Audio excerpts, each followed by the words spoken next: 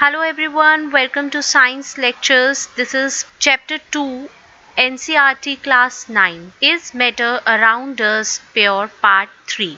हमने अभी तक 2 parts cover किए हैं 2 videos में. Before this video, जिसमें we saw that matter around us do exist as mixtures. We discussed about colloids, suspension and solution. After that, we also discussed in our part 2 regarding the separating techniques of the components of mixture. हमने ये देखा था कि mixture is made up of 2 components, solute and solvent, और इनको separate करने के लिए हमने various techniques के बारे में अपनी last video में पढ़ा था. इस वीडियो में हम फर्दर कुछ टेक्निक्स देखेंगे एंड उसमें फर्स्ट टेक्निक हम देखेंगे that is to separate mixture of 2 miscible liquid. Miscible होता है जो आपस में मिक्स हो जाते हैं. रिगार्डिंग इमिसिबल के लिए जो आपस में मिक्स नहीं होते, जैसे कि ऑयल इन वाटर, ऐसे मिक्सचर्स को सेपरेट करने के लिए वी यूज सेपरेटिंग फनल. अब वो मिक्सचर्स जो आपस में मिक्स हो जाते हैं, दे आर मिसिबल, ऐसे लिक्विड्स को सेपरेट करने के लिए जो हम टेक्निक यूज करते हैं दैट इज डिस्टिलेशन. डिस्टिलेशन में हम एक एग्जांपल लेते हैं. यहाँ पे हम एक एग्जांपल लेंगे वाटर, यहाँ पे हम एक एग्जांपल लेंगे 2 मिसिबल लिक्विड्स का, एंड जो मिसिबल लिक्विड्स हम ले रहे हैं वो है water plus acetone.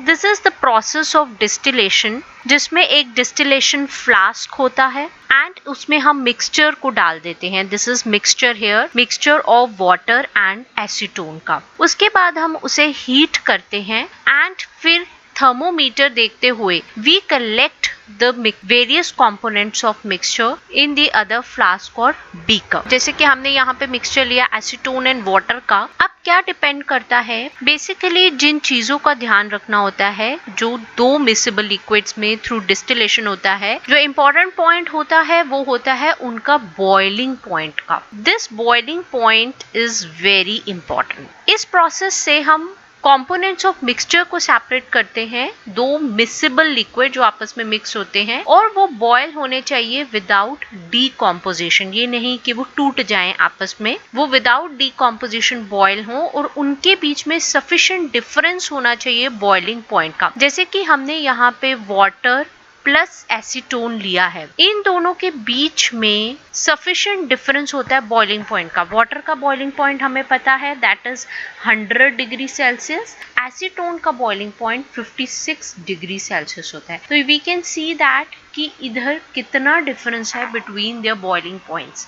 So this is the major thing which is required in the distillation, that is the difference in their boiling point. तो क्या होगा जब हम हीट करते हैं, यहाँ से जब हमने हीट किया मिक्सचर में, तो जैसे ही थर्मोमीटर में 56 डिग्री सेल्सियस होगा, वैसे ही एसीटोन के वेपर्स जो हैं वो इधर से, बिकॉज ये बिल्कुल ही बंद है, यहाँ पे स्टॉप कॉक है, यहाँ से एक्सपेल आउट नहीं होंगे, वो इस ट्यूब से इस कंडेंसर में वेपर्स जो हैं इस कंडेंसर से निकलेंगे. यहाँ पे वाटर कंडेंसर है, हम वाटर फिर से यहाँ पे क्या करते हैं, रोटेट वाटर को, यहाँ वाटर इनलेट आउटलेट इनलेट होता है, तो जिससे ये वेपर्स रिकन्वर्ट हो जाते हैं इन अ लिक्विड स्टेट. हमने इवेपोरेशन, कंडेंसेशन ये हम पहले ही पढ़ चुके हैं अपने पार्ट्स में. तो रिकन्वर्ट हो जाते हैं लिक्विड स्टेट और ये इस फ्लास्क में इकट्ठा हो जाता है. तो जब एसीटोन अलग हो गया और टेम्परेचर और बढ़ गया और 100 डिग्री सेल्सियस तक बढ़ गया, तो उस पॉइंट पे क्या होता है,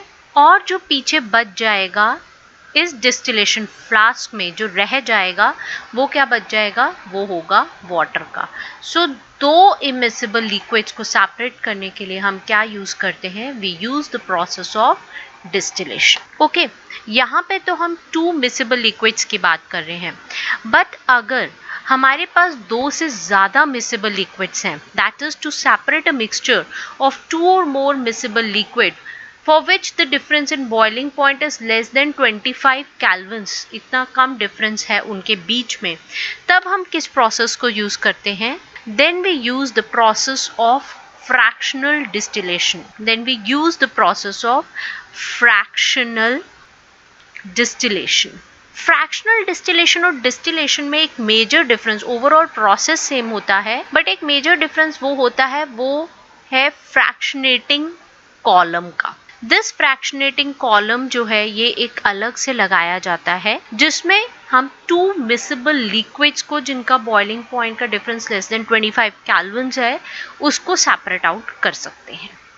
सो major difference between the simple distillation and fractional distillation होता है वो है फ्रैक्शनेटिंग कॉलम का, जिसमें एक सिंपल फ्रैक्शनेटिंग कॉलम में ग्लास बीड्स होती हैं। इस ग्लास बीड्स का इस फ्रैक्शनेटिंग कॉलम का पर्पस क्या है? ये सरफेस एरिया प्रोवाइड करता है to the vapours to condense repeatedly. Okay, now ये प्रोसेस कहाँ यूज होता है? We can use it for the separation of different gases from air, different fractions from petroleum products. ये इसके applications हैं। अगर आप gases के different gases from air जो है हमें पता है it's made up of so many gases like nitrogen, oxygen, carbon dioxide, argon. There are various components of air. Even to separate the petroleum products, we also use fractional distillation there. Then apparatus similar है, हमने जैसे बताया इसमें fractionating column होता है बस between the distillation flask and the condenser. And after that जैसे कि सिंपल फ्रैक्शनेटिंग कॉलम के बारे में बताया उसमें ग्लास बीड्स होते हैं which provide the surface to the vapour to cool and condense repeatedly. So simple fractionating column जो है वो इस तरह से होता है, इसमें ग्लास बीड्स होते हैं एंड इनका पर्पस क्या होता है? जो वेपर्स यहाँ से आ रहे हैं उनको कूल और कंडेंस करे रिपीटेडली एंड यहाँ से ये कलेक्ट हो जाते हैं। यहाँ से जैसे ही एक वेपर ऊपर आया अपने बॉइलिंग पॉइंट पे तो ये कलेक्ट होता रहता है एक कंपोनेंट यहाँ पे एक फ्लास्क में, तो उसके बाद दूसरा कंपोनेंट कलेक्ट होगा, फिर दूसरा कंपोनेंट, तो वेरियस कंपोनेंट्स को कलेक्ट करने के लिए we use fractional distillation. After this, here and very important application of fractional distillation, how can we obtain different gases from air? We know that air is a homogeneous mixture of various gases. So first of all, in simple term सबसे पहले हम क्या करते हैं? Air को compress करेंगे। Compress कैसे करेंगे? By applying pressure. कंप्रेस कैसे करेंगे? By applying pressure. After this हम उसे ठंडा करते हैं by increasing pressure and decreasing temperature. We get liquid air. हम पहले क्या करते हैं? एयर को लिक्विफाई करते हैं। लिक्विफाई कैसे करते हैं? By increasing pressure and by decreasing the temperature. जब एयर लिक्विड फॉर्म में आ जाती है फिर हम उसे गर्म करेंगे, वार्म अप करेंगे इन फ्रैक्शनल डिस्टिलेशन कॉलम के अंडर। तो फिर क्या होगा? डिफरेंट गैसेस जो एयर की हैं उनका बॉइलिंग पॉइंट अलग होता है। Different gases they have boiling point different and इसी डिफरेंस ऑफ बॉइलिंग पॉइंट की वजह से ये सेपरेट हो जाएंगी एट डिफरेंट हाइट पे। ओके, बॉइलिंग पॉइंट जैसे ऑक्सीजन का है -183 एंड आर्गन का -186, तो एक तरह से डिफरेंस है इन सब में। तो ये डिफरेंट कॉलम में डिफरेंट हाइट पे हमें ऑफ द फ्रैक्शनेटिंग कॉलम मिलेंगे। तो you can see here that if you want oxygen gas from the air, we have to separate out all other gases present in the air. The air is compressed by increasing the pressure and then cooled by decreasing the temperature to get, जो main process होता है पहले हम pressure को increase करते हैं और temperature को decrease करते हैं। प्रेशर को इंक्रीज किया जाता है एंड टेम्परेचर को डिक्रीज किया जाता है। Why? That is to liquefy the gas and then the liquid air is allowed to warm up slowly in the fractional distillation column where gases जो हैं ये different height पे separate out होती हैं। This is the diagram.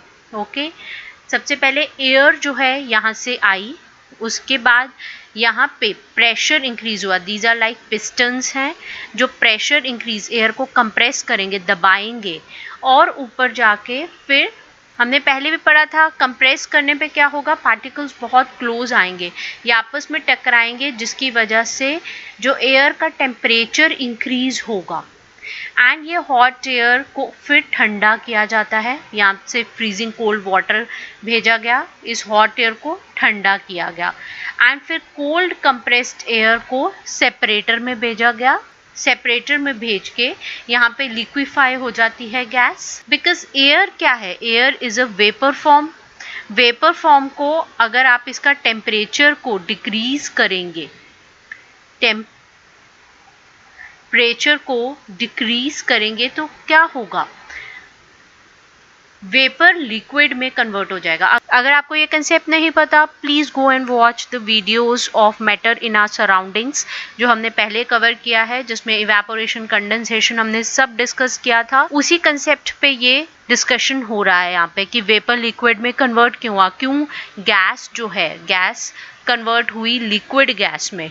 उसके बाद हमने liquid air को फ्रैक्शनल डिस्टिलेशन में भेज दिया, and because of the difference in the boiling point ये एट डिफरेंट लेवल्स पे आपको मिल जाएंगे, एट डिफरेंट हाइट पे, एंड लिक्विड ऑक्सीजन जो है एक पर्टिकुलर हाइट पे मिलेगी, जिससे हम उसको अलग कर लेंगे। So this was all about the fractional distillation and we separated the various components of gas. After this again and another important, how can we obtain pure.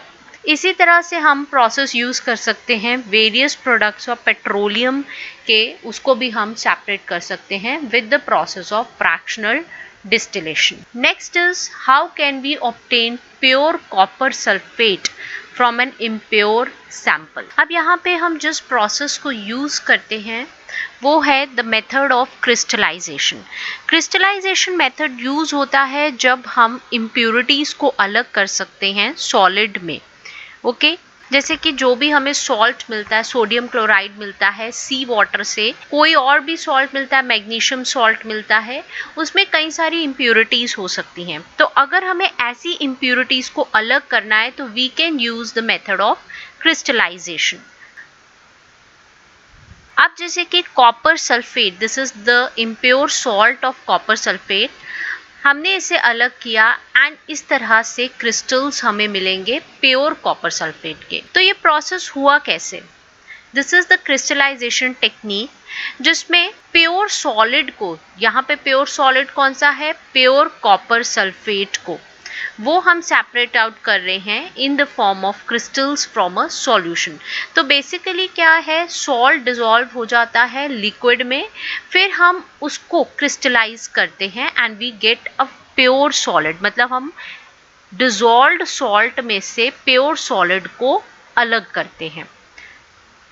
Why this process is better than the simple evaporation technique से? Because evaporation में जब हम temperature increase करते हैं तो sometimes what happen, जैसे sugar है वो या तो जल जाती है, burn हो जाती है, dry हो जाती है और decompose हो सकती है on heating, लेकिन crystallization में ऐसा नहीं होता। So this technique is better than the evaporation technique. So question अगर आए then why it is better than evaporation technique, because in crystallization the solid that do not decompose like sugar may get charred on heating to dryness, and another reason can be that, and इसके अलावा एक और reason ये हो सकता है, crystallisation में हमें ज्यादा प्योर सब्सटेंस मिलता है, बिकॉज समटाइम्स इवेपोरेशन में इम्प्योरिटी डिसॉल्व फॉर्म में ही रहती है।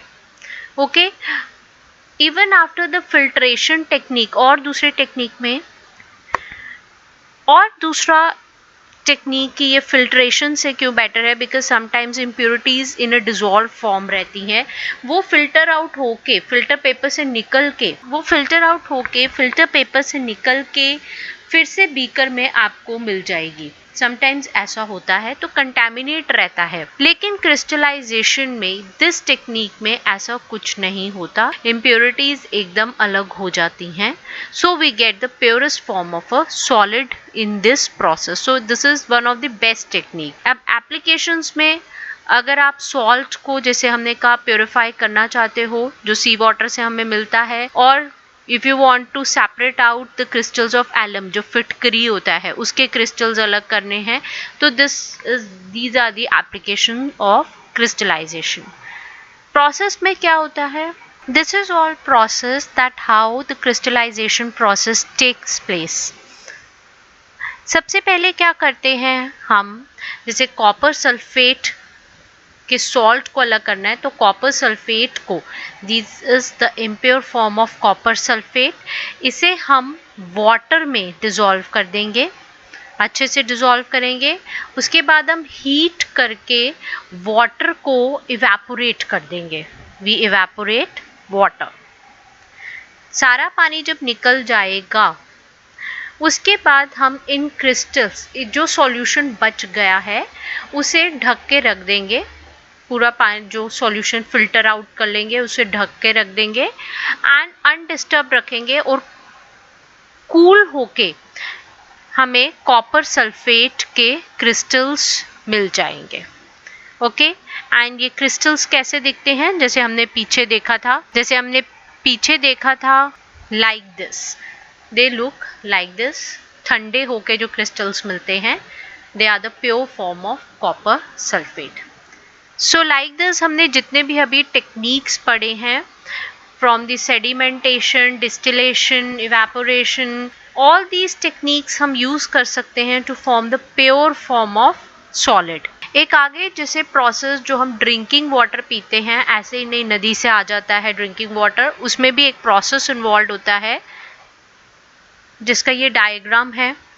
एक रिजर्वॉयर है, जैसे रिवर है या कुछ भी है, रिवर है जहाँ से हम पानी लेते हैं। इसमें कई डिसॉल्व्ड इम्प्योरिटीज होती हैं और कई जर्म्स होते हैं, बैक्टीरियाज होते हैं, फंगस, वायरस, ये सब माइक्रोब्स होते हैं। तो इनको सेपरेट आउट कैसे किया जाता है, किस तरह से इस वाटर को पोर्टेबल वाटर बनाया जाता है, ड्रिंकिंग पर्पस के लिए बनाया जाता है। सो उसका एक ये डायग्राम है। This is the flow of the process being involved. By looking at the diagram we can get the whole process. सबसे पहले उसे एक सेडिमेंटेशन टैंक में रखा जाता है। सेडिमेंटेशन हमें पता है कि हम लिक्विड को अनडिस्टर्ब छोड़ दें तो उसमें जो सॉलिड इम्प्योरिटीज होती हैं वो नीचे बैठ जाती हैं, वो नीचे बैठ जाएंगी और फिर हम वो इम्प्योरिटीज यहीं रह जाएगी, ऊपर से पानी को अलग कर देंगे।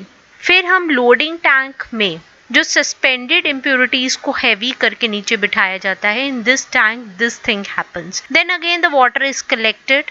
हम उसे फिल्टर करते हैं। फिल्टर करने के लिए वी यूज फाइन सैंड और ग्रेवल, कोर्स ग्रेवल। इस तरह से भी कुछ इम्प्योरिटीज जो होती है वो अलग हो जाती हैं। अब जो पानी मिलता है उसमें कई तरह के माइक्रोब्स होंगे, बैक्टीरियाज होंगे। उनको मारने के लिए we use the process of chlorination. We add chlorine into it which kills the bacteria. Then जो हमें पानी मिलता है वो ड्रिंकिंग वाटर होता है which we get in our home, जो हमें घर में पानी पीने का मिलता है। सो ये प्रोसेस इन्वॉल्व है to get the supply of drinking water. यहाँ पर कुछ NCERT इंटरनल क्वेश्चन है। Number 1, how will you separate a mixture containing kerosene and petrol and difference in their boiling point is more than 25 degrees Celsius which are miscible with each other। हमने पढ़ा था कि ऐसे mixtures जो miscible होते हैं with each other and जिनका boiling point different होता है मोर देन 25 डिग्री सेल्सियस, ऐसे मिक्सचर्स को सेपरेट करने के लिए we use the process of simple distillation. Simple distillation process based होता है difference in their boiling point, because दो है यहाँ पे, एक है केरोसिन और एक है पेट्रोल, दोनों का बॉइलिंग पॉइंट में difference more than 25 degree Celsius है। We use the distillation flask like this. तो यहाँ पे मिक्सचर लेते हैं हम पेट्रोल और केरोसिन का। डिफरेंस इन टेम्परेचर होने की वजह से एक इसी में ही रह जाएगा और दूसरा सेपरेट आउट हो जाएगा दूसरे बीकर या फ्लास्क में। So the process used to separate here is the simple distillation. Next we have to name the techniques to separate. Number 1, butter from curd. Butter from curd very simple, हमने centrifugation technique करी थी। अगर आपको ये technique नहीं पता, see the last video जिसमें हमने centrifugation टेक्निक के बारे में डिस्कस किया था। Next is the salt from sea water. Salt from sea water evaporation के लिए हम अलग करते हैं। उसको फर्दर प्योरीफाई करने के लिए we can use the process of crystallization. After this camphor from the salt, इसके लिए हमने प्रोसेस किया था सब्लिमेशन। अगर आपको ये प्रोसेस नहीं पता, again see the last video. इन सभी टेक्निक्स को हमने पिछले वीडियोस में डिस्कस किया है. So the next question is what type of mixtures are separated by the technique of crystallization. By using the process of crystallization we can separate pure solid from impure salt like alum from its impurities, or we separated copper sulfate, we separated pure copper sulfate. So this is process of crystallization is used. So these were the few questions. Next important topic in this chapter is the difference between physical and chemical changes. सबसे पहले physical change क्या होता है? जब एक state दूसरी state में convert हो रहा है, जैसे सॉलिड से लिक्विड, लिक्विड से gas, gas reconvert to liquid और सॉलिड, ऐसा चेंज होता है, वो होता है फिजिकल चेंज. बिकॉज इसमें क्या हुआ कि उनका बेसिक कॉम्पोजिशन चेंज नहीं हुआ, इनके केमिकल नेचर में चेंज नहीं आया, बस स्टेट चेंज हुआ है. जैसे कि बर्फ है, पानी है, पानी जो होता है ये बर्फ की फॉर्म में भी होता है, ये लिक्विड वाटर जो हम पीते हैं स्टीम की फॉर्म में भी होता है. ये स्टेट्स हैं तीनों, उसके स्टेट डिस्टिंक्ट फॉर्म है पानी के, उनका केमिकल नेचर चेंज नहीं हुआ. तीनों फॉर्म में वाटर H2O ही है, हाइड्रोजन और ऑक्सीजन ही है, उनका केमिकल नेचर नहीं होता. ये सब अलग दिखते हैं एक दूसरे से, फिजिकल प्रॉपर्टीज अलग होती हैं, लेकिन केमिकली जो हैं ice, water and water vapour same है. तो फिजिकल चेंज में बेसिकली क्या होता है, दिखने में अलग होंगे, फिजिकल प्रॉपर्टीज अलग होंगी, लेकिन केमिकली जो होता है, केमिकली नेचर जो होता है वो सेम होता है. सिमिलरली जैसे वाटर है एंड कुकिंग ऑयल है, दोनों ही लिक्विड हैं आप देखोगे, लेकिन दोनों का केमिकल नेचर अलग है. Cooking oil is not H2O, उनका केमिकल कैरेक्टरिस्टिक, जिस तरह से जिन केमिकल से ये आपस में बने हैं, जिन एलिमेंट से ये आपस में बने हैं, वो अलग है. तो इसीलिए वाटर एंड कुकिंग ऑयल में ये डिफरेंस है. इनकी स्मेल अलग है, ये किस पॉइंट पे जलेंगे ये भी अलग है. जैसे ऑयल जो होता है वो एयर में जलता है, वेयर एज वाटर जो होता है वो आग बुझाता है.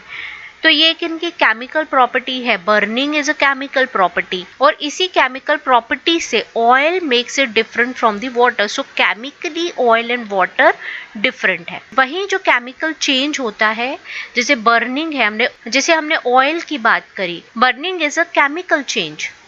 इस प्रोसेस में एक सब्सटेंस दूसरे सब्सटेंस से रिएक्ट करके it undergoes a chemical change, a chemical composition में उनके चेंज आता है. दूसरे केमिकल्स ऐड ऑन और कुछ केमिकल्स निकल सकते, कुछ एलिमेंट्स आ गए, कुछ एलिमेंट्स चले गए, इनकी केमिकल प्रॉपर्टीज भी अलग हो जाती है और हमें कोई नया सब्सटेंस मिलता है जो केमिकली बिल्कुल अलग होगा. इसको हम केमिकल रिएक्शन भी कहते हैं.